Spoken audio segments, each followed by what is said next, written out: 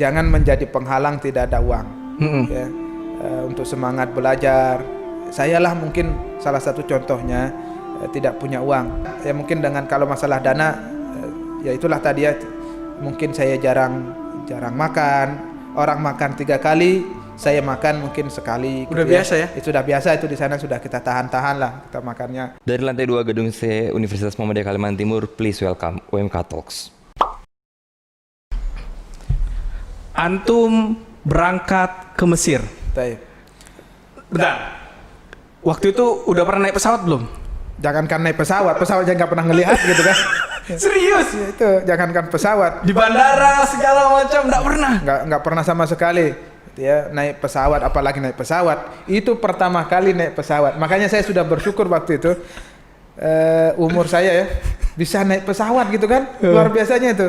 Lihat bandara aja sudah bahagia gitu. Teman-teman itu foto-foto gitu. Saya apanya mau foto? Nggak punya HP gitu. Jadi berangkat ke Mesir tanpa alat komunikasi? Tanpa alat komunikasi ya. Cuman uang 1 juta? Uang itu ada di saku saya. Waktu itu saya pakai baju warna putih gitu ya. Masih ingat ya? Masih ingat, saya bawa baju pendek gitu dengan jaket. Nah, itu ada di saku saya. Karena kata Ustadz saya itu suruh ditukar di bandara saja. Saya tukar. Oh, money changer ya? Ya. Dapatlah $100. Tukar uang itu Tukar ya? uang $100. Singkat cerita kita berangkat, sudah saya ke Mesir. Wallahu alam ibu saya seperti apa? Nggak tahu saya itu sudah antum? nggak tahu lah saya. Sebentar, antum di Mesir berapa tahun Ustadz? 10 tahun saya berada di Mesir. 10 tahun. 10 tahun di Mesir. Sampai akhirnya? Sampailah akhirnya disambutlah saya oleh kakak-kakak kelas gitu ya. Banyak sekali kakak-kakak kelas. Karena saya ini terkenalnya pemain bola gitu kan. Jadi bahagia gitu teman-teman saya itu, ada pemain bola yang tangguh katanya kan yang datang. Nggak lihat kisah yang sesungguhnya gitu kan. Akhirnya Sampai kuliah? Sampailah saya kuliah. Ini belum beasiswa? Belum beasiswa ya, belum beasiswa. Saya nyampe Jadi ke sana. gimana antum hidup $100 belum beasiswa? Itu enggak masuk akal 10 tahun. Nah, $100 ini ternyata belum belum banyak juga yang belum dibayar gitu ya. Ternyata di sana ada damgo, matre, itu 100 pon. Nah, dapat $100 ini dapat 500 pon. 500 pon. Nah, itu waktu itu ya 500 pon. Bayar damgo itu 100 pon. Sisa 400. Beli buku itu 100 tinggal 300. Saya masih ingat ini sumbangan masak, sumbangan beli pemanas air. Nah, itu masih 1 hari saya itu. Baru 1 hari. 1 hari masih di situ sudah sisa uang saya tinggal 150 pon. 50 pon. Aduh, kata saya 150 pon. Sumbanganlah beli bayar makan gitu ya. Seingat saya uang $100 ini 5 hari dengan perjalanan. Untungnya waktu itu perjalanan masih diongkosin lah oleh kakak-kakak kelas. 3 hari 150 pon ini habis sudah. Kata saya kayak gini nih, gimana ini gitu. Mau makan ini. Mau makan. Murni enggak ada uang sama sekali. Sama sekali saya tidak punya uang. Itu rupiah. $0 itu ya. Sudah enggak ada lagi sudah. Baru 3 hari. Cuman saya mohon maaf ini mungkin saya ceritakan sedikit lah karena ini. Jadi saya seneng ngumpulin recehnya teman-teman yang dibuang yang 25 kiras, kemudian 5 kiras gitu ya. Mungkin itu di bawahnya pon ya? Di bawahnya pon gitu ya. Di bawahnya pon itu saya kumpulkan. Itu kan biasanya dibuang-buang oleh teman-teman gitu kan. Oh, karena kecil betul nilainya. Kecil betul. Saya kumpulin. Untuk apa? Saya beli is. Gitu ya. Is itu apa? Is itu kayak ibarat roti lah. Nah, itu sepon itu dapat 20. Nah, itu bisalah menyambung hidup saya itu sampai beberapa hari. Nah, orang nggak tahu ya. Orang nggak tahu di tas saya itu ada is. Ada roti. Ada roti itu ya. Jadi kalau saya lapar itu saya makan itu yang keras itu sudah. Keras sudah kayak kerupuk gitu, tinggal digini-ginian aja makan itu. Tapi saya makannya sembunyi gitu ya. Kenapa Ustaz? Nggak enak lah lihat teman-teman kan. Saya bawa roti itu saya sembunyi. Kadang saya makan di kamar mandi gitu ya, sambil ke kamar mandi saya makan. Masya Allah. Tapi alhamdulillah teman-teman juga baik-baik sih ya. Kadang kita ditraktir ini semuanya. Saya bilang kayak gini sama kakak-kakak kelas, adakah kata saya beasiswa di sini nih? Semuanya bilang nanti tahun ajaran baru semester atau 3 lah ya. Mungkin ya semester 2 lah kalau kita ya. Oh, semester 2. Semester 2 lah. Iya. Genap setahun gitu ya. Iya, genap setahun. Itu baru bisa katanya ada dibuka beasiswa. Itu pun kalau antum najah katanya. Najah tuh apa Ustaz? Lolos lah, lolos ya, lolos. Ada tesnya lagi berarti. Ya itu istilahnya di Al Azharnya kita naik tingkat. Di sana kan pakai tingkat. Kalau kita semester Oke. naik tingkat. Waduh, kata saya kalau setahun sudah mati nih kata saya kalau kayak gitu kan. Setahun. Udah mati. Tapi saya nggak mau berhenti di situ ya. Nggak percaya saya dengan kakak-kakak kelas saya itu. Saya ingin berusaha sendiri, cari informasi ke teman-teman, ke orang Mesir, ada beasiswa. Tanya, ternyata waktu itu ada asrama Haramain ya, asrama Haramain yang sebenarnya tidak menerima mahasiswa baru kecuali setelah setahun. Oh, jadi minimumnya 1 tahun. Ya, minimum 1 tahun. Tapi saya karena sering saya ke situ datang gitu, saya pengen belajar lebih tenang, kemudian ya kondisi saya seperti ini gitu kan. Antum cerita gitu. Sudah saya ceritakan ke direkturnya, ke pimpinannya ya. Gini. Beliau nanya apa yang bisa kami banggakan gitu dari antum gitu. Oh iya, antum nih hebatnya apa gitu? Ya itu hebatnya apa gitu. Iya.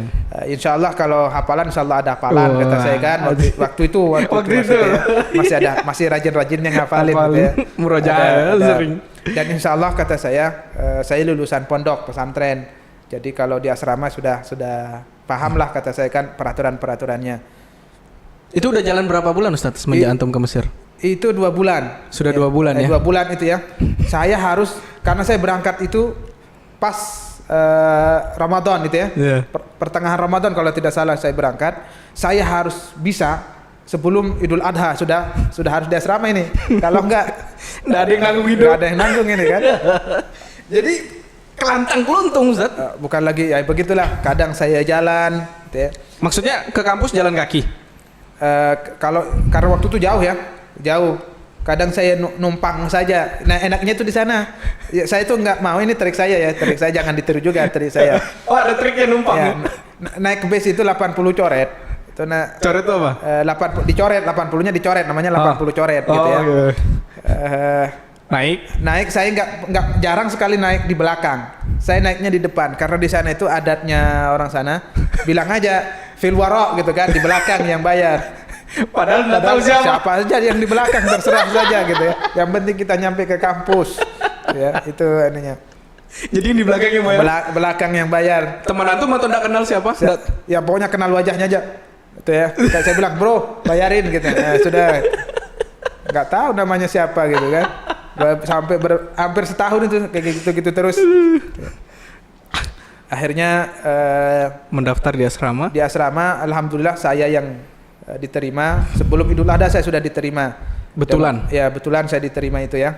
Karena berkali-kali saya datang ke situ. Capek mungkin orang yang sudah capek gitu ya, ketemu lagi dengan antum lagi katanya. Ini memang kayaknya sih benar-benar butuh asrama gitu kan katanya. Terus saya diwawancarai karena saya nggak paham bahasa Amiyah. Oh iya, waktu itu beda bahasanya. Bukan dengan bahasa Arab yang gitu kita ya. pelajarin ini ya. Tuh. Saya ditanya iqomah, naam saja gitu. Apa kata saya iqomah? Anak kira tinggal gitu ya. Tinggal di mana? Saya tunjukkan saya tinggal di Masakin Usman pada waktu itu kan. Lah katanya iqomah. Saya tinggal di Masakin Usman kata saya kan. Katanya kan gitu. Iqomah ternyata apa maksudnya? Ternyata iqomah itu visa. Iqomah itu visa. Mana visa antum katanya kan? Di asrama, anak nyambung. Gak nyambung asrama gitu kan.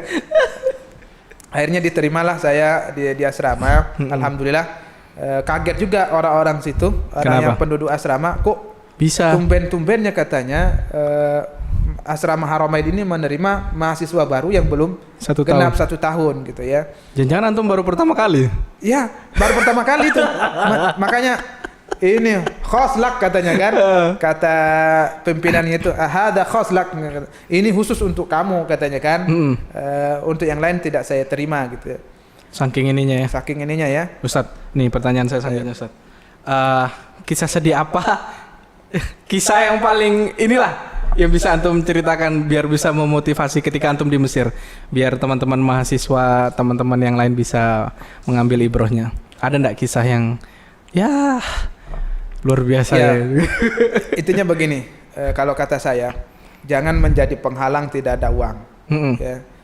Untuk semangat belajar, sayalah mungkin salah satu contohnya tidak punya uang. Bayangkan saya mau daftar S2 waktu itu, hanya uang saya hanya cukup untuk uang pendaftaran.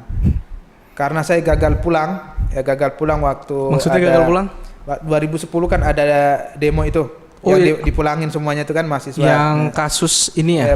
Pak Husni Mubarak. Husni Mubarak. Yang mau diturunkan itu. Nah, saya kena kloter ke-6. Tapi alhamdulillahnya Pak Husni sudah turun. Kloter ke-6 gagal berangkat gitu. Saya sudah siap-siapkan semua ini berangkat pulang. Alhamdulillah ya, mungkin dengan kalau masalah dana ya itulah tadi ya, mungkin saya jarang makan. Orang makan 3 kali, saya makan mungkin sekali. Udah gitu biasa ya? Itu sudah biasa, itu di sana sudah kita tahan-tahan lah kita makannya. Karena di sana yang menjadi persiapan saya yaitu yang ada di tas saya. Untungnya nggak ada orang yang berani buka tas saya. Itu adalah harga diri gitu lah, harga diri gitu kan. Jadi semua rahasia antum tuh di dalam tas. Di dalam tas saya, gitu ya, di dalam tas. Saya memang tas saya taruh di bawah ranjang gitu ya, di bawah ranjang saya taruh tas saya. Nanti kalau saya mau berangkat baru saya ambil. Gitu. Jadi ketika orang makan ke kantin, ke kafe-kafe, ya kita cuma ngelihat saja lah gitu ya. Orang ketawa-ketawa makan di kafe di mana itu saya tidak gitu ya. Saya ya biasalah karena saya uang saya hanya. Maksudnya antum enggak ngeluh apa? Kenapa kok aku kayak gini banget gitu? Enggak juga ya? Ya ngeluh juga sih iya. Ya ngeluh juga sih iya gitu ya. Namanya juga manusiawi. Saya mengeluhnya sedih begini. banget hidupku gitu ya. Dan itu pun diejek ya. Ada juga yang ngejek saya. Masa sih orang kampung katanya belajar ke Mesir gitu. Enggak percaya? Ya masa orang kampung belajar ke Mesir gitu. Maksudnya apa tuh? Ya mungkin ngejek juga lah, ngejek lah. Saya cuman ya dari kampung mengelus dada lah gitu kan. Dari kampung. Mana ada orang kampung punya uang gitu kan? Ada juga yang begitu ya? Ada juga ya. Saya dengar sendiri tuh. Mata lah kata saya, la ilaha illallah. Ya saya mau balas apa gitu kan? Memang saya orang kampung, memang orang nggak punya uang gitu. Ya mau apa yang mau dibanggakan gitu kan? Tapi saya bilang gini, ya saya orang kampung, tapi kecerdikan masih bisa kita adu lah ya. Bisa kita adu lah kecerdikan. Ya saya walaupun nggak pintar-pintar amat lah kata saya, tapi ya rajin-rajinan oke lah kita sama-sama rajin lah kata saya kan. Ya walaupun saya orang kampung, memang saya satu-satunya dari kampung saya yang berangkat ke Mesir. Itu pun nyasar lah itu ya namanya. Oh jadi waktu itu belum ada orang kampung itu? Nggak ada, sampai sekarang pun nggak ada. Gitu ya. Cuman saya saja yang ke situ ke Mesir ya, berangkat ke Mesir. Kan bahasanya kan mustahil banget, nggak mungkin banget kan? Bahkan kampung saya itu pun mustahil katanya kan. Mustahil antum berangkat ke Mesir dengan biaya segitu banyaknya. Seperjalanan kuliah di Mesir itu akhirnya selesai. Alhamdulillah saya 10 tahun di sana. Nah ini ada satu kebahagiaan bagi saya. Apa itu? Kebahagiaan saya, alhamdulillah selama saya belajar di sana, satu, tidak pernah saya meminta uang sama orang tua saya. Ini satu, sama sekali. Sama sekali. Maka itu tadi yang sebelum saya berangkat tadi saya bilang itu, anggap saya meninggal. Itu ya, anggap saya meninggal. Sebentar, bisa komunikasi dengan orang tua pertama kali berapa lama setelah berangkat? Nah, setelah berangkat ini saya nah ini karena gara-gara nggak punya HP ya. Jadi nggak ada sama sekali alat penyambung ini ya? Ingat saya itu, saya pernah nelpon pertama kali di tahun 2006 itu, kalau nggak salah bulan November. Saya nelpon itu ya sekali. Itu pun cuman halo, karena kakak saya yang nelpon. Halo kata saya, oh itu udah ibu saya. Halo, itu pun pakai teleponnya teman. Sudah janjian, sudah kebetulan pas itu ya waktunya dengan sana. Oh itu harus menyesuaikan lagi ya? Saya ditelepon subuh gitu ya. Nggak tahu di sini jam berapa sudah waktu itu. Saya ditelepon cuman halo dari Indonesia. Halo katanya. Kalau bahasa saya gini ya. Kamu kah geni katanya kan saya dipanggil geni gitu kalau di kampung. Kamu kah geni gitu kan? Iya, sudah mati. Nggak ada lagi, sudah putus. Habis katanya itu berapa pulsanya habis berapa puluh ribu. Sudahlah kata saya. Apa perasaan antum pas dengar suara senangnya? Ibu saya belum ngomong. Oh, ibu saya belum ngomong. Baru petugas. Masih kakak saya yang ngomong gitu kan. Kakak saya itu yang ini. Halo, kamu kan? Ya kata, sudah habis, tutup semua sudah. Akhirnya berjalanlah 1 tahun. Setahun itu saya baru, ya itu tadi yang halo itu tadi. Saya ditelepon ibu saya. Ibu saya mungkin sudah ya gelisah lah di kampung. Nggak tahu kabar anaknya. Nggak tahu kabarnya mau apa. Bahkan ada juga yang ngasih tahu itu ke mungkin berita-berita, nggak tahu lah dari mana ibu saya dapat infonya itu saya nggak makan di sana, kemudian istilahnya jadi gelandangan gitulah gitu ya. Yang saya juga ya? Ada juga yang informasi, siapa ya kata saya yang informasikan ke ibu. Ibu saya kan orang sudah punya penyakit lah gitu ya. Tambah khawatir ya. Tambah khawatir gitu. Sampai sekarang saya bilang kalau sama ibu saya ditanya uang itu selalu saya ada, bilang ada. Walaupun nggak ada gitu ya. Nggak ada. Ya alhamdulillah 10 tahun ini ada bahagianya saya. Alhamdulillah sejak saya di Mesir saya bisa mengirim orang tua saya uang gitu ya. Sudah istilahnya sudah cukup lah saya dengan ada beasiswa, kemudian saya juga bekerja dan alhamdulillah saya juga bisa menyelesaikan S2 saya gitu ya dengan beasiswa pribadi. Gini Ustaz, dari antum dulu orang yang tidak mampu sampai bisa menyelesaikan S2, ketika waktu itu antum sadar antum tidak bisa bayar misalnya ya, tidak bisa hidup, tidak punya uang gitu ya, antum tidak ada pikiran nyalahkan orang, tidak juga nyalahkan nasib gitu ya, tetap mutar kepala mau bisa bertahan hidup gitu, nggak aneh ya antum? Saya nggak menyesali lah kehidupan kita yang mungkin memang sudah begitu takdirnya. Tapi begini, prinsip saya begini, saya harus jadi manusia. Ini bisa ditafsirkan jadi manusianya. Saya harus jadi manusia. Nggak peduli apa yang nanti akan terjadi, gitu ya. Saya ingin jadi manusia. Saya ingin buktikan kepada orang tua saya bahwa saya bisa membiayai diri saya pribadi. Waktu itu yang ngomong nih Mujeni yang nggak punya uang. Ya, yang nggak punya uang gitu ya, nggak punya uang gitu sama sekali. Saya buktikan itu, harus buktikan. Karena memang banyak sebagian di kampung saya gagal gitu gara-gara biaya. Iya kan itu kan biasa banget tuh kan, nggak punya uang terus nyerah gitu. Saya nggak akan nyerah. Bahkan waktu saya bilang gini waktu di Al Azhar ya, saya akan robohkan tembok Al Azhar. Gitu ya. Ngeri nih. Saya akan robohkan tembok Al Azhar. Masa sih sekelas Al Azhar kata saya walaupun Fir'aun banyaknya begitu kan, nggak bisa dirobohkan. Maksud saya itu untuk penyemangat saya. Iya. Kita bisa sukses di Al Azhar. Gitu ya. Walaupun memang di S2-nya saya tidak sukses lah ya di Al Azhar karena mungkin terlalu sulit kan mungkin ya. Yeah. Tapi saya nggak berhenti di situ ya. Cari yang lain, tempat yang lain yang bisa. Nah, saya akhirnya di Open gitu ya. Open University ya. University. Disitulah saya ketemu juga dengan orang-orang Al Azhar semua. Bayar. Nah, cuman bedanya gini. Kalau orang kaya itu agak santai hidupnya. Ya, ini. Orang orang kaya itu santai hidupnya, mau beli apa saja oke. Ada. Mau tidur oke, gitu ya. Oke. Sampai sekarang saya itu tidak punya kasur. Sejak 10 tahun ya, tidak punya kasur. Tinggal di Mesir. Di Mesir tidak punya ini. Pokoknya ada punya teman, diambil aja gitu. Kadang numpang sama teman tidur berdua gitu ya. Itu saya nggak punya ini. Dan antum tidak pernah nyesalin itu semua? Saya tidak menyesal. Saya buktikan gitu ya. Orang kampung harus bisa S2. Gitu ya. Orang kampung bisa S2. Apapun yang terjadi. Waktu itu mungkin teman-teman kalau dengar, itu mimpi. Sudah wah sekali itu ya. Yang mendapatkan titel MA itu masih satu-satunya saya di kampung ya.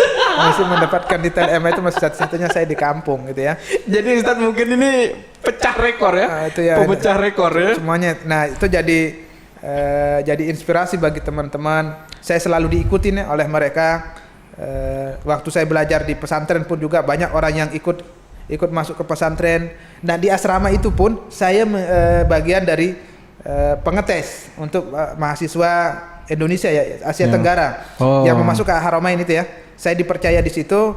Akhirnya ya. Akhirnya dipercaya. Intinya gini, kalau antum rekomendasi, nah kita terima gitu ya. Kalau enggak, karena ini semuanya teman-teman seperjuangan saya terima aja gitu kan, terima terus gitu ya. Akhirnya beberapa orang yang masuk ada banyak masalah, di stop lah Al-Azhar oleh mereka. Bagaimana ini ternyata banyak masalah juga. Banyak masalah. Saya dipanggil ke kantor. Diomelin lah. Kenapa orang teman yang kamu rekomendasikan nggak seperti antum gitu katanya kan? Saya jawab, kan nggak semuanya orang seperti saya gitu kan. Apa itu melanggar, nggak tidur di asrama katanya kan. Itu kan tinggal peraturan asrama aja kata saya di ini. Oke. Ustadz, luar biasa tadi.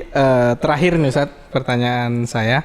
Apa pesan antum kepada seluruh mahasiswa, tidak hanya di UMKT tapi seluruh mahasiswa Indonesia di tengah kondisi pandemi seperti ini, ekonomi susah gitu kan, yang pasti berimbas kepada biaya kuliah yang susah. Bagaimana pesan antum? Sahabat semuanya, sahabat ya, semuanya ya, dimanapun saja berada, jangan menjadi alasan, ya, jangan jadi alasan tidak ada dana. Ini saya kadang sedih begitu ya, sedih kalau orang mahasiswa alasannya tidak punya dana, tidak punya ini dan seterusnya. Saya mau ngomong itu nggak berani karena saya nggak ngerasain kan. Nih antum ngerasain nih. Saya kadang sedih, menangis saya kalau bilang seperti saya lo buktinya gitu ya, nggak punya dana, nggak dibayarin oleh orang tua saya bisa gitu loh ya. Ke Mesir lagi ya. Ke Mesir lagi gitu. Sampai sekarang pun saya tidak dibayarin oleh orang tua saya. Ini pesan ibu saya, bapak saya ya. Saya sudah ikhlas meninggal.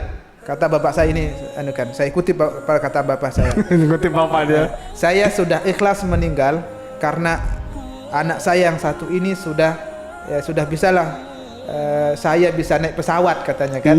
Bapak saya waktu itu saya menikah, dia bisa naik pesawat. Itulah saya sudah ikhlas katanya meninggal. Sudah kehidupannya sudah selesai sudah katanya. Hanya satu cita-cita bapak saya itu bisa naik pesawat gitu kan. Alhamdulillah sudah bisa naik pesawat. Saking tidak pernahnya naik pesawat. Tidak pernahnya ya. Naik pesawat. Kembali lagi ke permasalahan itu. Tetaplah berjuang. Intinya pasti ada peluang. Ya, cari peluang itu, jangan malu mencari beasiswa, cari bekerja. Memang kita ya waktu kita memang di situ orang santai kita bekerja, kemudian orang jajan kita tidak jajan. Untuk apa? Untuk kemaslahatan kita ya, untuk pendidikan kita. Saya begini, ini mungkin terakhir kata saya. Saya kutip kembali bahwa saya harus jadi orang, menjadi manusia yang bisa dihargai dan bisa bermanfaat untuk orang lain. Makanya dengan itu saya kejar pendidikan itu ya. Tidak peduli mau apa status saya, mau apa ininya, yang penting saya bisa sukses, bisa istilahnya samalah dengan orang lain punya titel ya, bisa kita juga punya titel gitu ya. Orang bisa baca ya kita juga bisa baca. Makanya jangan pernah kalian berhenti untuk belajar, berhenti gara-gara tidak punya dana. Banyak sekali peluang saudara-saudaraku semuanya. Apalagi di Indonesia itu banyak sekali orang baiknya gitu ya. Banyak sekali orang baiknya. Saya tidak pernah malu kata saya minta tolong ya, karena memang kita jujur gitu ya. Iya, betul. Tapi alhamdulillah sekarang ya itulah mungkin salah satu kisah saya. Inilah buktinya orang yang dibilang orang desa, orang yang kampungan, sandal jepitnya beda sebelah, orang gaptek gitu ya. Tahu nggak kalian saudara-saudaraku semuanya? Saya punya laptop itu tahun 2012. Itu baru, aduh la ilaha illallah gitu ya, ngetik aja belum bisa itu, nggak ngerti ini diapain ini kata saya. ini diapain ini, saking gapteknya gitu ya. Tapi karena zaman yang sudah kita ini merubah kita ya, kita harus tahu gitu ya. Ya belajarlah kembali semangat, jangan pernah putus asa. Tidak peduli corona, nggak ada uang, mau corona mau apa saja kondisinya. Saya pun sama, dulu ada terjadi di Mesir ya, demo dan semuanya, tetap aja saya harus kuliah, harus selesai saya kuliah ini. Maju terus ya, maju. Tapi saya punya prinsip. Ini prinsip harus kalian juga bisa ditiru atau tidak ya. Prinsip saya harus selesai pendidikan saya sebelum menikah. Gitu ya? Ya, itu prinsip saya. Prinsip harus selesai saya S2 saya. Siapapun wanitanya nanti setelah S2 monggo kata saya. Gitu tidak masalah. Tidak masalah. Dan yang beruntung adalah ibu. Nah, itulah ibunya ya. Itu yang beruntung. Ibunya nonton, Bu. Itu ya, yang beruntung. Kenapa? Banyak sudah orang yang mengajak menikah dengan saya di tahun-tahun itu memang di masa-masa puber itu ya luar biasa, godaannya luar biasa. Kita pun juga kadang nggak konsentrasi. Tapi saya punya prinsip.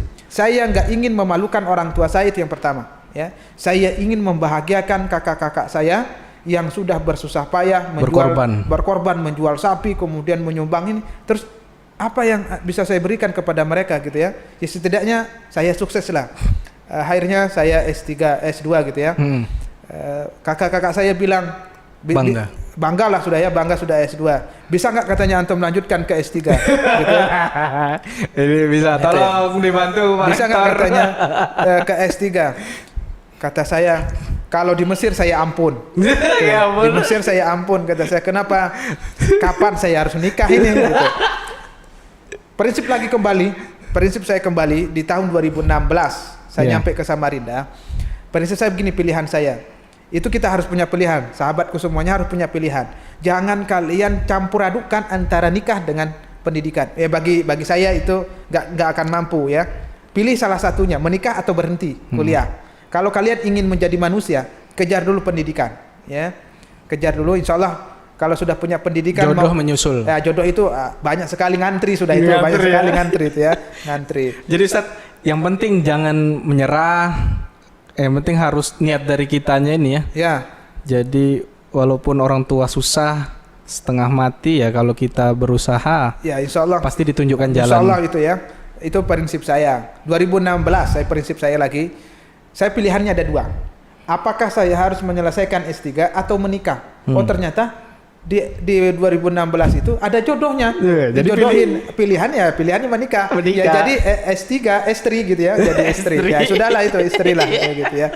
Istri jadi 2016. Tapi satu lagi yang menjadi bahagia saya. Ini mungkin kalian sudah pernah belajar tentang orang sukses ya. Nah, kesuksesan itu satu, jangan pernah lupakan orang tua ya. Ya, alhamdulillah ini menjadi kebahagiaan bagi saya, kebanggaan bagi saya. Itu aja motivasi antum selama ini ya? Selama itu saya nggak pernah melupakan orang tua saya. Saya bagaimana caranya saya bisa membahagiakan orang tua saya. Ya, alhamdulillah ini bukan juga pamer, bukan juga riya, tapi alhamdulillah dari sejak saya di Mesir sampai sekarang, alhamdulillah saya bisa menggaji orang tua saya, walaupun tidak seberapa nilainya ya. Adalah yang dikasih. Daripada orang tua saya sudah bersusah payah, saya hanya bisa beberapa ratus ribu sajalah sampai sekarang, tapi alhamdulillah saya rutin ya. Saya berikan setiap bulan. Itu yang menjadi kebahagiaan saya, dan saya sekarang sudah kehidupan saya baru merasakan kehidupan yang sesungguhnya. Baru saya merasakan kehidupan yang sesungguhnya. Itu tahun 2013. Oh ternyata saya ini manusia gitu kan. Ternyata saya ini manusia. Itu manusia yang seutuhnya gitu. Istilahnya sudah merasakan, sahabatku semuanya. Saya kerja banting tulang gitu ya. Sudah. Saya itu pas pas ujian ya. Karena saya harus punya uang juga. Saya buat nyetak PIN itu ada orderan dan harus diambil besok. Itu subuh sudah selesai. Saya pun juga harus ujian. Dan ini tanggung jawab saya. Tanggung jawab saya buat itu PIN itu ya. Karena ya saya yang sudah lihai di situ kan, sudah buatnya. Kalau orang lain ini banyak salahnya gitu kan. Saya mau ujian ini, S2 lagi saya mau ujian S2. Kapan saya harus belajarnya? Ini tanggung jawab, ini juga tanggung jawab. Iya. Sahabatku semuanya, saya nggak tidur. Ya. Selesai itu jam 4. Orderan itu jam 4 selesai. Saya nggak kalau tidur ini kebablasan ini lewat pasti. Lewat ini. Sudah baca buku saya dari jam 4 itu sampai jam 11. Ya. Siang? Sampai jam 11 siang, karena itu ujian nanti jam 1. Saya baca buku. Nggak tidur saya. Itu sudah ngantuk-ngantuk gitu. Sudah apa gitu, sudah 5 watt. Oleng. Ternyata di ruangan blank juga. Blank juga nggak bisa jawab. Tapi ya itu tadi ya. Saya berdoa di situ di ruangan itu. Saya berdoa kepada Allah itu, ya Allah, ujian apa lagi yang harus saya terima gitu kan? Istilahnya apa ya? Bukan mengeluh juga sih. Ujian apa lagi sih yang harus saya terima ya Allah, kata saya. Saya sudah berusaha dengan semampu saya, sudah belajar, sudah ini izinkan saya ya Allah, kata saya. Tenang saja, tidak ngantuk aja, kata saya. Akhirnya saya beruduk gitu ya. Oh langsung segar gitu langsung. Sudah kebetulan jawabannya itu pertanyaannya itu mudah-mudah aja. Oh alhamdulillah ini mudah, kata saya. Yang saya baca aja ini yang jam 4 saya baca itu keluar yang keluar semua. Alhamdulillah keluar. Oh bahagia saya, la ilaha illallah itu, kata saya kan. Habis itu saya tidur semalaman. Iya. Ya mungkin itulah ya kisah saya yang mungkin banyak orang yang sama, tapi ya saya lah sendirian juga yang merasakan itu. Gitu ya.